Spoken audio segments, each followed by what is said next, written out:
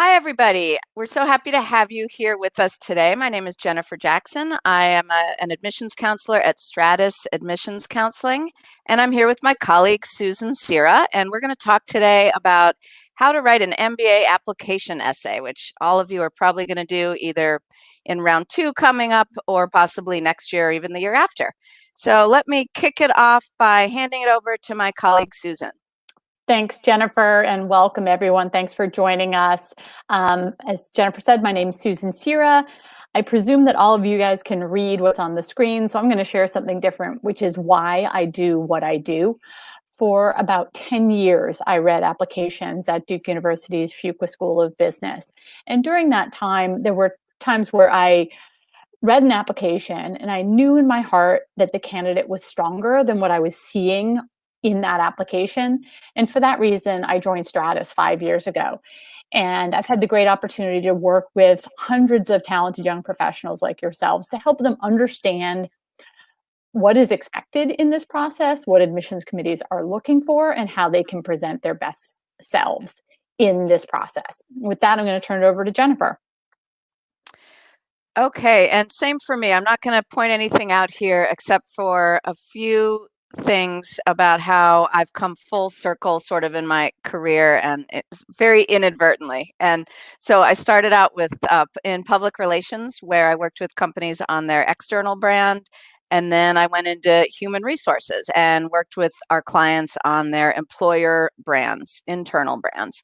And now at Stratas, I get to work with folks on their personal brands. And I find it extremely rewarding to work one-on-one with applicants and just help them dig into their past, their background, their experiences, and what are those differentiators that they might have that they might not even know they have, and help them to craft that story and sort of present that brand in their applications. And that's largely what we'll be talking about today, is how the steps that we need to take to help to write great essays. So with that, we will quickly go through a little bit about Stratas here. What I like to point out especially is that we're very proud of our team-based approach. And what that means is that most of our applicants, when they work with us in a comprehensive way, will be touching 4, 6, or 8 different counselors along the way, both as an MBA strategist that we bring in to look at the sort of the building blocks before we dive into outlines and essays. We have school-specific readers. All of our counselors have MBAs from top programs, and your essays will be read not only by your counselor, but also by someone who went to that business school, which is really super valuable. And then another thing, for those of you maybe applying next year in round 1, we have a round 1 4-school guarantee, where if someone works with us on 4 or more schools, they get to, and if they come up short, maybe they went only for their stretches and they didn't get admitted anywhere, we will work with them again in round 2 on 2 schools at no cost. And we want that journey to end in business school. So let's talk just really quickly about the pieces we'll be going over today. We'll talk about how admissions committees evaluate candidates and some things to do to craft your essays, a few things not to do, and we'll be glad to take questions at the end. But what we really want to convey is just what a huge, and you're going to find out if you haven't already, what a huge undertaking all of this is, right, to be applying for an MBA. It's certainly a huge financial undertaking. It's probably the largest investment you'll make besides buying a house. You really need to do your due diligence, find the right schools, and once you do that, how do we write essays for those right schools for you and show them that you're right for them as well? Okay, Susan will talk about how admissions folks evaluate candidates. Yeah, so as I mentioned earlier, I evaluated applicants for about a decade, and there are really 2 pieces to admissions. There's evaluation and there's selection. In the evaluation process, the admissions committee is going to look at your qualifications, and I'll go through the areas they're going to evaluate and see whether or not you are a viable candidate to be sitting in a seat in their program. At the end of the evaluation process, they find that there are way more well-qualified applicants than there are seats in their program. So the second piece is then selection, where admissions committee is going through all of the qualified applicants and identifying which ones they want to put together to create the ideal cohort that aligns with the values of their school and creates the best environment for learning for all of those students. So let's talk about the areas on which you're going to be evaluated. Schools are going to look at your academics and really trying to evaluate your quantitative readiness. Are you prepared to handle the rigor in this program? So things they're going to look at are your undergrad performance, where you went to undergrad, what you studied. Those three things are water under the bridge. There's nothing you can do to change them, so don't try to. They're going to look at your standardized test score, either a GMAT or a GRE. In some instances, the executive assessment is now being accepted. Again, they're looking for indicators that you are ready to do the work. So that's the first area for evaluation. The next is your work experience or your professional experience. They're not just going to look at how many years of experience, they're going to be wanting to look at what your progression is looked at like over time, what experience you have managing people, projects, or budgets, as well as what contributions or impact have you made. Have you perhaps been promoted ahead of your peers? Have you been given more responsibility? Have you worked across multiple different companies and different functions, or perhaps even different geographies to give yourself a breadth and depth of experience that sets you apart from others in the candidate pool? So that's your work experience. The next area is your leadership, which is often seen through the lens of community engagement. Business schools are ultimately preparing future business leaders, but they can't take someone who has zero leadership experience at all and create them into a leader. So they're looking for people who have already been leading in different ways throughout their academic career as well as their professional career. The fourth area for evaluation is your recommendations. This is someone else's evaluation of you as a candidate, and it's a great way for schools to see what other people think about you, your boss specifically. And the final piece, which is what we're going to really drill down on today, is your essays, which are meant to convey who you are and how you fit with a particular school. Now imagine, if you will, that across these 5 areas for evaluation, your academics, your work experience, your leadership, your recommendations, and your essays, you're going to get a report card.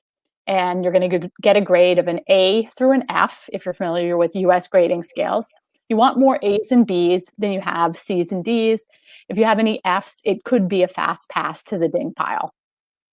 Now, a lot of these things are, if you're applying in round 2, you're not going to change your work experience dramatically in the next 3 months, nor are you going to come upon new leadership opportunities. But your essays are completely within your control, and there's no reason why each and every one of you listening today can't get an A on your essays if you put in the effort and the time to do a really good job. And that, again, is what we're going to drill down on today.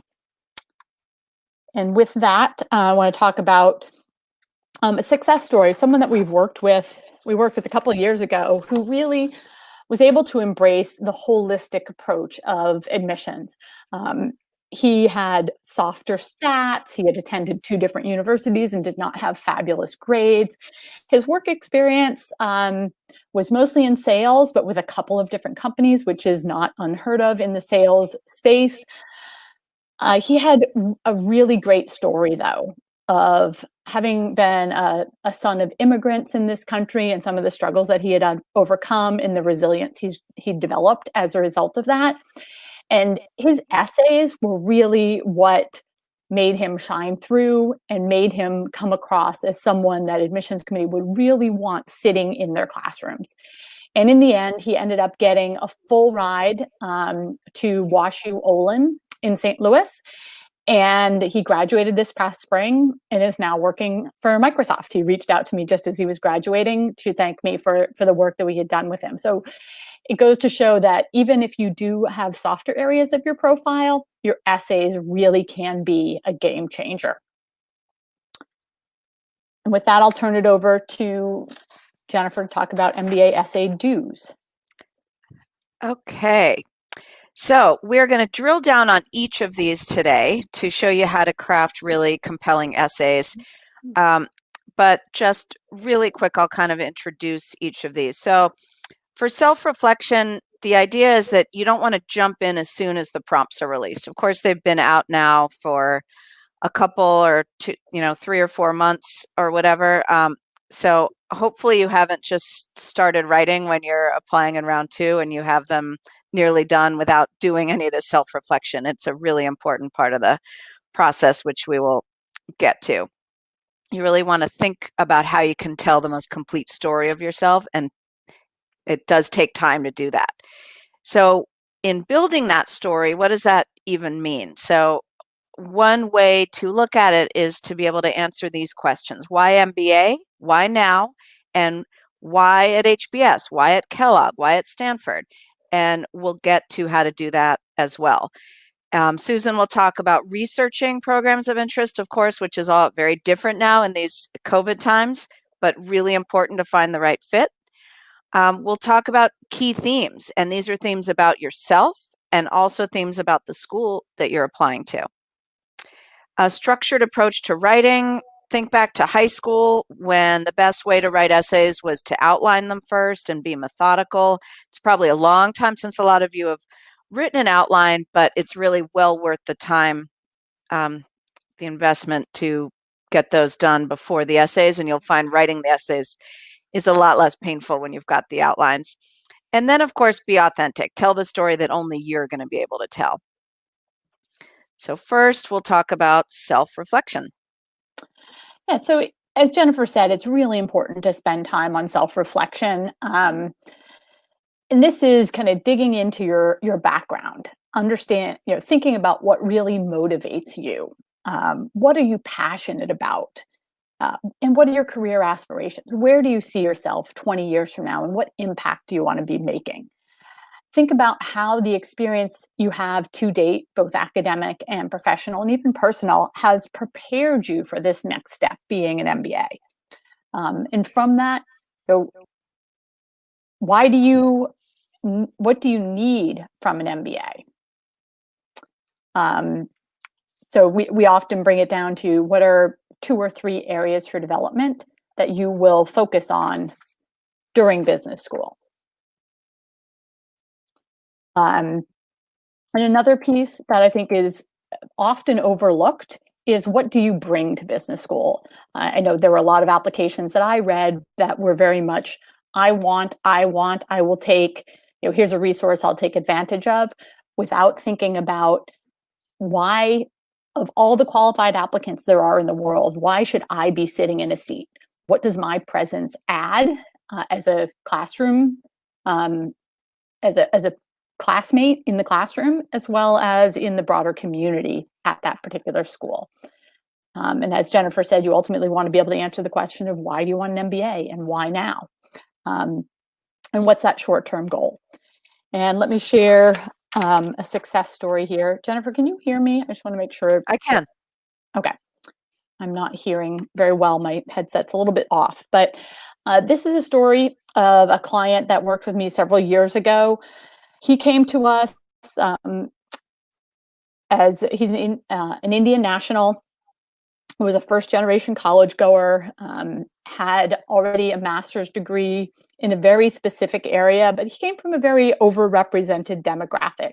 And he was coming out of an industry that at that time, and again now, was in crisis, the oil and gas industry. So there were a lot of young professionals from oil and gas who were looking to make a move out of that industry through an MBA. And rather, as we went through his introspection, one thing that we came up with was that rather than focusing on using an MBA to transition from oil and gas into renewables or clean energy, he wanted to take a different tact and stay in the oil and gas industry. He had done a rotation in his company working in HR, where he had realized that the HR function was not really serving the employees very well. With the peaks and troughs of the oil industry, HR would just overhire invest a lot in training people only to fire them in the next downturn in that industry. And he wanted to go back to school to understand how the human capital component could get aligned with the overall business goals and make it more appealing for employees who wouldn't find themselves, getting paid incredibly well during up times and then feeling lost and confused when they got laid off a couple years later. And so he was able to tell us a story that was very different and very meaningful to him. And he ended up going to Columbia. He graduated about 15 months ago. And his original plan was to return into the oil and gas industry. And that things often change as they do. And he's working now in fintech in New York City. With that, I'm going to turn it over to Jennifer to talk about building a story. Okay, we hear a lot from people who say, what does this even mean to build a story? How do I do it? And the way to think about it is to think about a number of things. So what is your short-term goal? How has your experience prepared you for that goal? And what do you need from an MBA? What knowledge, what skills, what relationships do you need from an MBA? And as Susan said, what do you bring to a program? So I came from an untraditional background in public relations, but I could really bring that communication piece to the class discussions that somebody in finance maybe wouldn't be able to do as well. So whatever you're doing now, don't discount your unique experiences. There are all kinds of different perspectives and backgrounds now, much more than there were in the past in MBA programs. They still need all their bread and butter industries like consulting and finance and all that, but they're also looking for a lot of different backgrounds. So I think that's for the better for all of the classmates too, because you really learn from your peers inside and outside of the classroom for sure. So let's talk about someone who did a really good job about building a story. And this was a applicant that I worked with a couple of years ago who had a high GPA at an Ivy League school and a good GMAT score. So certainly on paper, she had it. She had killer stats. But there are a lot of people who have that on paper who don't wind up getting admitted because the schools are they're just not enough seats. So they're turning away lots and lots of super qualified people. So this woman worked in strategy at a large bank holding company, and she really had a challenge of how to differentiate herself. And the answer in this case was to draw on her extracurriculars and leadership experiences outside of work rather than the quite impressive work that she did in her everyday role. So as we kind of dug through the introspection and she explained the different landmark experiences that she had and what really motivated her and these pieces that we've already talked about, it became very clear she was really interested in fashion. And she was working at a fashion incubator, giving entrepreneurs in fashion the chance to draw on more resources than they normally would be able to get.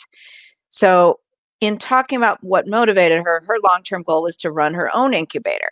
So she put that career path together, the short-term goal, the long-term goal, and then what are the gaps right now that would prevent her from reaching those goals? And that's your YMBA, those key development areas, the gaps. So in her case, she needed leadership experiences, she needed leadership skills, I should say, and entrepreneurship skills that an MBA would offer. And just telling that story that was very unique to her. Only she would be able to tell that story. It just elicited really, really compelling essays. She just knew her story top to bottom. When she got her HBS interview invitation, she really drew on what she learned about herself in the introspection and just knew what she was going to talk about and could talk about it in a really compelling way. So at the end of the day, the application process is a really human process. People need to get you, and a clear story helps them to get you. So she is in her second year at HBS right now. So next we're going to talk about identifying key themes. So in introspection, you came up, or you will come up, hopefully, with some themes about yourself. So maybe you are an inspirational leader or a creative problem solver, or maybe you're a cultural bridge between headquarters and a specific country. So as you're thinking about themes about yourself that you're going to try to weave throughout your application, you also want to learn the key themes of the different schools you're looking at. So even just on their websites, it should be quite apparent what these schools' themes are. So we have a couple examples here. Every school has its own themes and buzzwords, and you want to connect yours to the themes of the school. So for example, Berkeley Haas is about a third the size of HBS. Very different culture. HBS is a lot more formal. Berkeley has these 4 defining principles, and you want to think about whether you're really illustrating these principles in your essays. So candidates for Haas are really assessed on how well they're meeting these principles in their applications. So think about that as you're writing them. And it might not be every principle in every essay. They certainly don't give you a ton of words, but across all of the essays, hopefully you can bring forward these principles. So, and remember that even some schools that might have very similar essay prompts, you're not going to be able to use the same essay for your Wharton and for your Columbia, because you need to make sure you're incorporating their themes.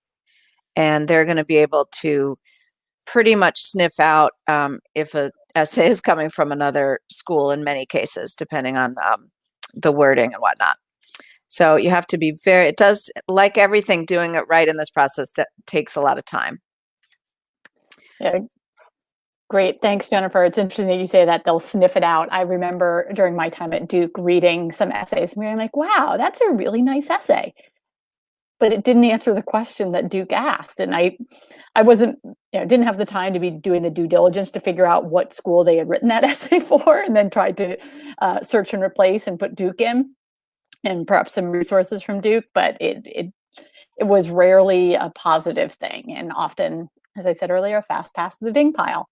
In any case, as you think about your own themes, I'll tell you the success story of someone who came to us. His background, he had been in investment banking for a couple of years, left investment banking to join the Peace Corps, where he was involved in a small community in South America, helping entrepreneurs to grow businesses and create opportunities for their families.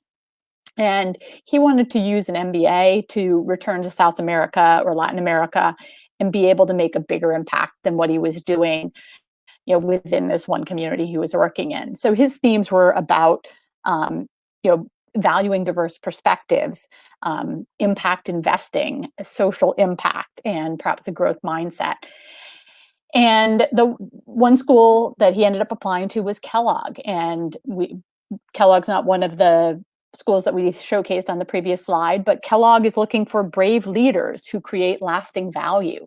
And he was able to show through his leadership examples of how he helped a woman who was running an empanada stand in front of her home to create lasting value. He helped her to get a microloan so that she could buy a table and chairs so that people could sit and eat empanadas as she was making them from her kitchen. And over time, in the course that he was working with her, she ended up creating a small restaurant and was doing incredibly well, had paid off her first microloan and gotten a second to grow her business. And it was a great fit for him with Kellogg. He is just starting his second year, having spent this summer working with a venture firm in South America. So a great outcome for him. Now, in terms of schools, we're going to talk about researching programs of interest. Once you know what your goals are, and as Jennifer said, back into what are the areas you need to develop, what are the skills you need to develop, what knowledge are you missing, what relationships are necessary for you to move to the next level. You need to figure out what are the right schools that can help you get there. Not all schools are the same. Yes, you get an MBA from all of them, but every school is slightly different in terms of both the size of the class, their teaching methodology, opportunities for practical application of your classroom learning, who your colleagues are, and such. So as you think about putting together your narrative and drilling down on what resources you might tap at a particular school, we suggest that you use 4 C's when researching schools. The first is the curriculum. What is it that you need to learn during business school, and how do you learn best? So some schools have a core that everyone must go through, Harvard being an example. So even if you have a CPA, you are taking accounting and sitting with Jennifer, who doesn't even know what a T account is. Whereas other schools like Booth, on the opposite end of the spectrum, have only one required class, and you pick every class that you want to take over the course of your 2 years. Think about the teaching methodology. At HBS and Darden, they use primarily the case method, where you're learning a lot from your classmates. You are not getting lectures on financial statement analysis. You kind of have to learn that on the side. Other schools use a mix of lectures, case, and then experiential learning opportunities. So also some schools have concentrations or majors or pathways if it's important to you to have real focus and perhaps something designated on your transcript when you graduate. Take a look at those. I believe we probably have a very international audience here today. If getting a STEM designation is important to you, look at what the curriculum is. At some schools, everyone graduating from a program gets the STEM designation on their MBA.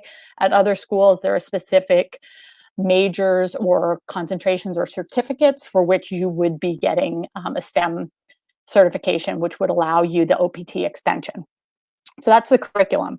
The next C that you need to think about is clubs. And beyond clubs, there are conferences, there are career treks, there are speaker series, there are case competitions. A lot of those things begin with a C, but a lot of the learning happens outside of the classroom when you are in business school, specifically in terms of your leadership development. So think about what opportunities you want to take advantage of as you prepare for that next step in your career. If you want to go into consulting, perhaps being able to participate in case competitions is really important to you. If you want to go into the tech space, you want a school that has a technology club that perhaps runs a career track to a region of the country where there are a lot of companies that might be hiring. And beyond just the professional clubs, there are great opportunities for affinity clubs and also kind of common interest clubs, like the wine club or the food club or the tennis club or the golf club. Those are all great ways to meet your classmates, develop relationships, and prepare for your next steps. The next C is the community or the culture. And Jennifer and another colleague of ours who spent time at MIT used to go back and forth about those two cultures. The schools are probably only 5 or 6 miles apart in Boston and Cambridge, yet couldn't be more different in terms of the cultures. And Harvard is known to be kind of a button down in khakis sort of culture, whereas MIT perhaps is shorts and flip flops. So where are you going to find your people? You're going to get one MBA in your whole life. The people who you are in school with are going to be your network for the rest of your career. You want to make sure that you're at a program that you want to be at, not just for the 2 years that you're in business school, but for the remainder of your career. And the final C is connections. So as you research these programs, a lot of schools have ambassadors. They have a list of students on their website that you could reach out to connect with. At this point, due to coronavirus, the playing field is really leveled out for people because no one can go on campus to sit in on class. Schools have gotten very creative in providing opportunities for applicants to get to know their programs through coffee chats, through virtual tours. Make sure that you're on the email distribution list for all the schools that you're interested in and take advantage of these opportunities. It's really important as you connect with students and alumni that you really get to know, how you fit in with that community. and know that beyond just what you can read in a course catalog or on a blog. And one thing that's not on here in terms of researching programs, and it's another C, is the cost. As Jennifer noted earlier, this is probably the biggest investment you're going to make. And as you think about what schools you want to be applying to, you need to think about both your competitiveness and how much it's going to cost you to attend this program. If you are looking to get merit scholarship, you may want to look further down on the list where your profile stands out as someone that they want to offer some financial support to in order to attend and have your perspective in that classroom. All right, with that, I'll share a story of someone who did a fantastic job really exploring different programs. She came from a non-traditional background, had worked in the hospitality industry, and was looking to use an MBA to transition into supply chain in tangential to the hospitality industry, but she was thinking it was going to be in the beverage industry, perhaps beer, wine, or spirits. And what was very important to her was the culture. She wanted to be able to get the classes, and it was also important to her to get scholarship. She connected with students at every school she was applying to, really dug in and got to know the programs. I had a chance to meet her when she was visiting Duke, and the thing she was trying to understand was that she was an older candidate. I think she was 32 or 33 at the time she was going to be starting her MBA. And as an older student, she wanted to know that she would feel comfortable and welcome in that community, because there's a social component of business school that isn't for everyone. And she ended up at Duke, where she had perhaps a 3/4 or full ride. About a year ago, she started her second year. She had 5 different job offers, and she's now working in American Airlines. So with that, I'm going to send it back to Jennifer to talk about taking a structured approach to writing. Okay, so this is really important. And a bunch of things about this that we think are really important to highlight. Starting out with something that sounds obvious, which is definitely reading the fine print. So a lot of times schools will give you guidance beyond the prompt itself, as far as maybe a font size or how many pages it can be. You really want to make sure to listen to that. At Stanford, their essay 2 is essentially why Stanford, but they also give you a lot of additional information, and just read it all carefully. You want to show that you can follow directions. It's definitely a good idea. And then at the same time, there's schools like HBS that have no word limit at all, but you should sort of consider that there is a word limit. They don't want a 2,000 word, 5-page paper when they're having to read 9 or 10,000 applications every year. So just make sure that you can tell your story in a reasonable number of words, probably roughly half of that. And like we were talking about before, it's really important to start with outlines. It's very hard to undo writing when you've started too early. A lot of clients that I've worked with have tried their darndest to skip this step and just kind of dive right in, and they might put Roman numeral 1 next to it, but it's really just a whole paragraph. It's very hard to undo that. Outlines allow us to get the sequencing right of your content, the overall structure, and they put together the framework to really answer the question and make sure you're communicating what you want to share about yourself. A lot of people try to skip it, but you're really just going to be hurting yourself if you do that. Another thing is do multiple iterations of your essay, which means you can't put it off until the last minute. Get multiple reviews of your writing. Ask for independent reviews and feedback. Maybe for each set of essays, let them just sit for a few days and you can revisit with a fresh set of eyes. As a journalism major, I kind of really like all that back and forth with all the iterations, but a lot of people applying can't stand that. I had a client the other day who was really worried about how, just sort of about the quality of her writing style, and really wanted help wordsmithing. And I had to assure her that you're not applying for a master's in English, a master's in literature, creative writing. You don't need to be a beautiful writer at all to write a crisp and compelling story. You just need to keep your own voice and tell your story as you have experienced it.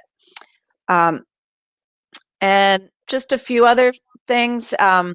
Eliminate any extra words. A lot of times there's kind of fluffy or flowery writing that can be trimmed down when you have to get to a really smaller word count. Definitely make sure to proofread. That's really important. And then if you remember, maybe you learned in English class many years ago, the notion of show, don't tell.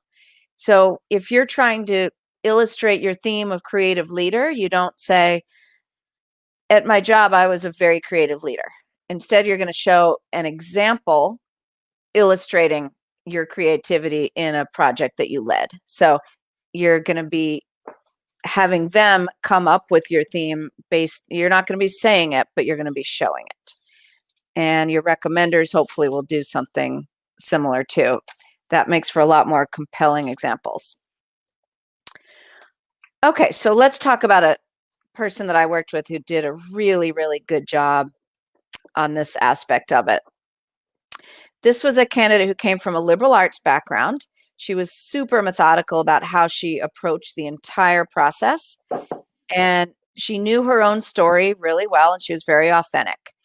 And coming from a liberal arts background, I think it definitely helped her because she did a huge amount of writing in college. But I've also seen people who were engineers do a really good job on this process by following these steps that we've laid out here. So she took our outline guides and she tailored her content to each prompt for each school using our templates. And it was just extremely organized. I joked that I wanted her to put on a clinic for her, for the other people that I was working on who were really trying to skip the outline step. And she was someone who was wanted to stay in the healthcare space. She was already in healthcare consulting and really just nailed her story and had it down and got to all the places that we've been talking about as far as answering the why MBA, answering the why now, and making sure the goals essay, which is a little bit different from Kellogg to Wharton, for example, with exactly how they're asking the prompt, making sure your outline aligns exactly with that prompt like we've talked about before. So it just makes the essay process itself so much easier. And hers turned out really well. She was admitted to Tuck, but got a merit scholarship at Fuqua. She's now in her second year. She was president of the class and instrumental in helping students connect online during the COVID spring and organizing events and whatnot. And she was just really a lesson in spending the time in doing the structured writing. Really pays off in your applications. And then with that, one more thing about writing great essays. You just really need to be yourself. So don't craft a narrative that you think admissions wants to hear. You are the one who can tell your story. And when that authenticity comes through in the essays and when you're interviewing, you come off that much more stronger to admissions. So sometimes people sort of contort to find a goal that they think admissions wants them to have because it might be different, but it doesn't ring true to who you are. And that inauthenticity really comes through. I've had someone who was in the admissions office at a top school say to us, you cannot differentiate yourself through your goals. It's your story that differentiates you. It's your narrative. It's who you are. It's not what you want to do. They've seen everything as far as what people want to do. So just be very true to yourself, and that's the best way to create a compelling set of essays. That's fantastic. And I'll reiterate that. I know that during my time at Duke, I read hundreds of applications where people who had no background in consulting or investment banking just would say, I want to be an investment banker. I want to go into consulting, and they couldn't back it up. They weren't looking at the resources. They weren't explaining what impact they wanted to have in these roles. It was just, I think someone had told them, well, you go to business school to become an investment banker or a consultant, so that's what you need to write about, which is not the case. And here's an example. This is a candidate who came to us having applied 2 years in a row on her own with no help. And when she came to us, we had her take a step back and do the introspection and self-reflection, think about those landmark experiences in her life and what she really wanted to do. Now, her background was in healthcare software consulting and financial sales. And her passion and her interest was in the entertainment industry. And through the process, we really dug into where did that interest come from? And it turns out that she had immigrated to the United States at about age 7 or 8 and had really limited English language skills. And she turned to movies and media to learn not only the English language, but the American culture. And from there, she just always had a passion for entertainment. And we helped her to put together a story that brought out the pieces of her background, what skills and expertise she had from previous roles, and how she could build on those through an MBA to take her to a role in the media and entertainment space. And really find the right schools for her as well. I don't recall exactly what schools she was applying to, but before she came to us. But if you want to be in media and entertainment, you should be applying to UCLA and USC. They're both in Los Angeles. And in the end, she got into UCLA. She was offered a full ride. She graduated this past spring and is working for NBC Universal. So a great outcome for her. If she had not even, I think she had gotten to the interview stage the second year she applied. And when she worked with us, full ride, applying to the right school with the right story. So with that, we're going to jump into MBA Essay Donts. So don't wait. We are now about, I think, 103 days out from the first application deadlines for round 2. So now is the time to be doing this introspection and self-reflection so that you can get your essays done and not be racing to do them. Don't disregard the instructions. Jennifer talked about reading the fine print. I can't tell you how much you will tick off admissions committee if you submit an essay that's in 10-point font, single spacing, and makes it impossible for the reader to read. There are instructions for a reason, and by not following those instructions, you are demonstrating, you're communicating something to admissions committee, which is not something they want to be seeing, which is this person doesn't want to follow instructions, and that might get you a fast pass to the ding pile. Don't approach your essays in a vacuum. Your essays are just one component of your overall application, which also includes your resume, short answers that are in the application, and the recommendations. So make sure that you are using the essays to provide more insight than what the reader will find elsewhere in your applications. Don't reuse content. Jennifer touched on this. There were a lot of, quote, goals essays. Don't try to take your Wharton essay and just do search and replace and take Wharton out and put in Columbia. Take the Wharton electives that you've highlighted and find ones for Columbia. It's not going to work. Start from scratch each time. Don't rehash your resume. This kind of builds on that. Don't approach the essays in a vacuum, but I've read a lot of essays that are simply, a resume in prose. So Harvard is an example of that, where someone just kind of tells their whole life story from childhood through college through their jobs, and they think they're adding value, but it really doesn't. In the lines of being authentic, don't use a lot of thesaurus words. If the reader has to look up a word, then you've kind of done yourself a disservice. This is a school application, not an application for creative writing, or it's not a submission to be published in the New Yorker or some poetry magazine. Don't try to be someone you're not. We talked about that in terms of being authentic. There's only one you, and every single one of you has a different and unique and compelling story to tell. Use this opportunity through your essays to share that. And finally, don't submit an optional essay unless it's necessary. Optional essays are typically used to explain things like a gap in your resume, if you are perhaps not employed right now, if you had a particular particularly bad semester in college because there was a family crisis or you had mono or something. Your choice of recommenders might be explained in an optional essay. I have seen people submit an essay they wrote for another school as an optional essay. Not appropriate. It's not going to be appreciated by the reader, so don't do it. And with that, we're going to turn it over. Well, actually, we'll talk about how Stratas can help you. Jennifer went over Stratas at the beginning. We have a proven approach that we've been using for 14 years. You work with a team of people. We have great depth of experience. Everyone on our team has an MBA. We don't have a fleet of English majors sitting in the background editing essays.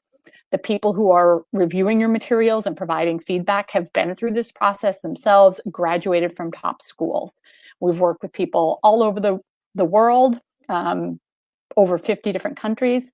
If you are interested, please reach out to us for a free 30-minute profile evaluation. We're glad to talk about your background, your goals, and how Stratas could help you in the process. And with that, actually on here, here's the link for signing up for a consultation, stratasadmissionscounseling.com/consult. If you go to our website, it's in the upper right corner of every single page. We do have an upcoming webinar on October 6th.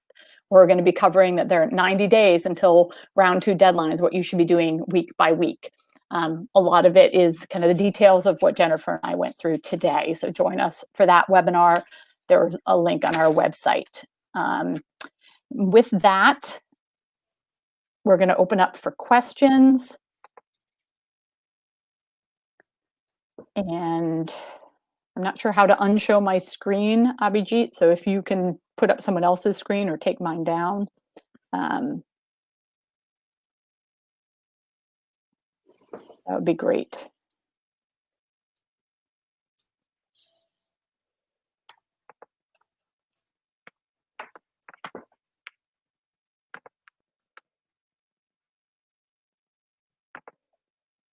All right, I see one here, Susan.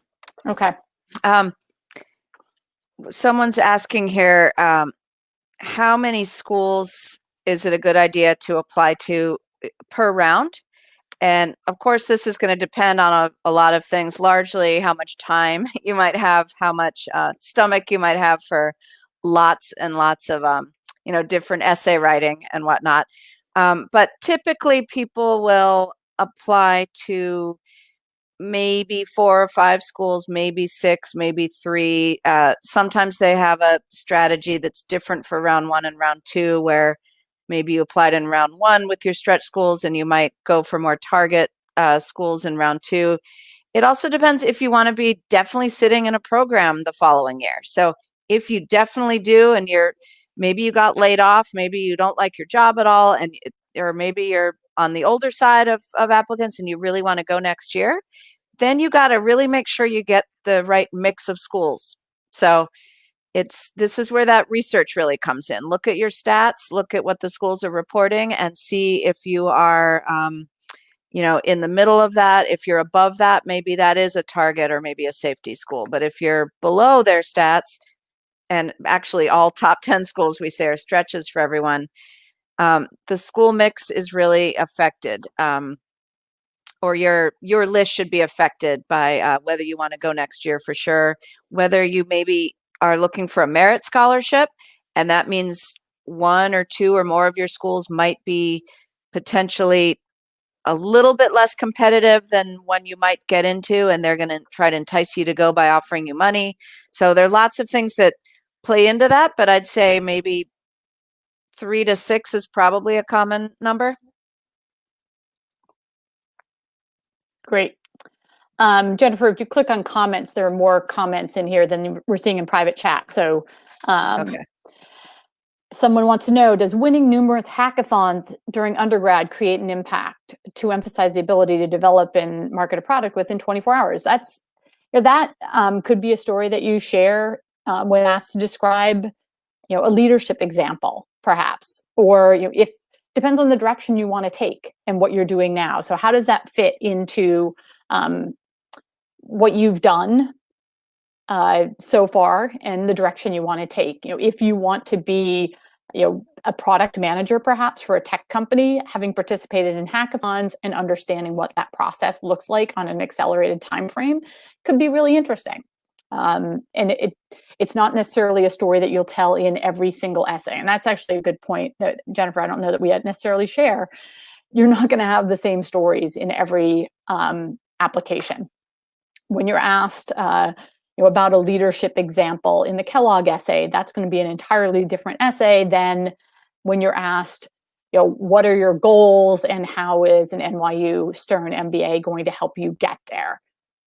You're not going to be telling the same stories in those two examples. So, that hackathon might be part of what you share of, things you did well or did poorly when you're talking about, the direction you want to take with an MBA. So hopefully that's helpful. Okay, now I'm seeing some more of these here. So someone's asking, in the self-reflection phase of the essay, can someone touch upon any personal loss and how it helped in reshaping one's life? And the answer is absolutely. This is probably very much a part of who you are. And you don't just kind of throw it in there in a gratuitous way, but how it, just like you're saying, how it maybe shaped how you view the world, how you view your career. It might have informed what you want to do differently in your life, differently from your career, how you've grown as a person. It's a lot of these things that are compelling are not necessarily what happened, but what you learned or how you grew from that thing that happened and what that says about you. And then also, the same person's asking, like, how do you approach essays that ask, what's your plan B if you're unable to achieve your immediate goals? And I know schools like Duke and others do this. And this is where if you have a very crisp and clear short-term goal and long-term goal laid out for yourself, look at that long-term goal and think of other short-term goals that would still get you to the same place. And that's what they're looking to have you do. Be a little bit more creative. There's not just one way to get from point A to point B. So think of another way that you can get the skills you need to excel in that longer term role. Great. This person is asking, would getting help from admissions consultants considered positive or negative by admissions committee? Jennifer and I, in the last 2 months have been on webinars with Harvard, Columbia, Kellogg, Booth, Duke, Haas, Stanford. All these schools are getting on calls with Stratas because we are a member of AGAC, which is the Association of International Graduate Admissions Consultants. They help us to understand what they are looking for and how we can help the right people to be applying to their business schools. So I don't know that it's necessarily considered positive or negative, but working with a consultant who understands what these schools are looking for, because we've been on these calls and had personal conversations with people who are sitting on admissions committee, will help you to present a narrative that's most compelling for each of the schools you're applying to. And of course, the schools don't know that you've worked with a consultant. You're going to have great essays. And that's the end of it. It's not like there's a box that says, tell us who you worked with. So it's anonymous. Yeah. Although during my time at Duke, there was a question, asking, did you work with an admissions consultant? And that was asked more from the perspective of Duke wanting to understand who is influencing where applicants are applying, because Duke wanted to reach out to those individuals and make sure that folks like Jennifer and myself were armed with as much information as possible about those programs so that we could help guide the research of our clients and direct them to schools that are appropriate for them. Okay. Someone's asking, do you work with those looking to apply to European MBA programs? We definitely do. And we go through the same process. Actually, at this AGAC conference that Susan and I attended, of course, virtually, like everything, in May, it was going to be held in Spain, but instead it was here. It was very heavily focused on the European program. So we do know a fair amount about those, and we've all had applicants working toward those European programs and getting accepted to, and even right at the present, that's happening. Yeah, like just this morning, I got an email from a client who was invited to interview at Cambridge Judge. So super excited to help them. we've got a question, and I'm not sure how, if you're doing this or Abhijit's doing it, how do you help admits without GMAT? So I'm not sure exactly what you're asking. It may be, so if you could just put in your question again, are you asking, do we help people before they have taken the GMAT, or do we help candidates who are applying to schools where a GMAT is not required? And on that same lines, I'll just speak quickly to GMAT versus GRE. 99.9% of schools are test agnostic. They don't care whether you apply with the GMAT or the GRE. They want you to take the test on which you can perform the best. The one exception is INSEAD. They really do want to see a GMAT, and they want both the verbal and the quantitative portions to be at or above the 75th percentile. So if you could repeat that, if you're still with us and can clarify that question, we may be able to give you a better answer. Okay, here's one that says, I want to, or do you want to look at that and see first, Susan, or should I jump into the next one? Yeah, go ahead and jump into the next one. I'm not seeing that she is updated. I want to improve my quantitative analysis ability. How can I do it within the next 1 month or so? So a lot of people we work with are a little bit softer on the quantitative side, and there are only so many things you can do between now and when you apply, but there are some important things you can do. And certainly you could sign up for a course called MBA Math, which is online. It's self-directed. It shows admissions committees that you can hit the ground running. You understand some accounting concepts, some financial language, some of these modules, sort of an overview of what you might get in the programs in the core curriculum. And it's something that they look fairly favorably on. Sometimes people have time for, a class like, is it called Math for Managers at Berkeley, Susan? I think so. I don't know that there's time now to do that. Before I went to HBS, I had to take a stats class and a finance class, which I did at Boston University. That's not necessarily the next month or so when you could take a college class, but something like MBA Math or another online class in the short term would certainly go a long way. You can also show them anything you've done in your optional essay. Perhaps you could show them what you've done in your current role, that maybe with spreadsheets or managing a budget, to show them you have those skills, and a recommender might be able to speak to it if that's applicable as well. Great. I think we've got maybe, yep. So clarification was, do we help candidates who are applying to schools that don't require a GMAT or GRE? MIT just last week said that they will consider people without a GRE or a GMAT score. So yes, we do work with clients who are applying to schools without a GMAT or GRE. We had a couple of clients we worked with in the extended round last spring who got accepted to Kellogg without a test, maybe even to Darden. So without a GMAT or GRE. And I think we are at the top of the hour. Be able to capture the questions that have come in that we weren't able to answer, that Jennifer and I might be able to answer later on. But I want to thank everyone for joining us. Please do join us for our 90 days until round 2 deadlines on October 6th. You can sign up for that on our website. There's a webinar section or an event section that you can find it on. And I wish everyone the best on this application journey. Thank you. Bye-bye. Bye.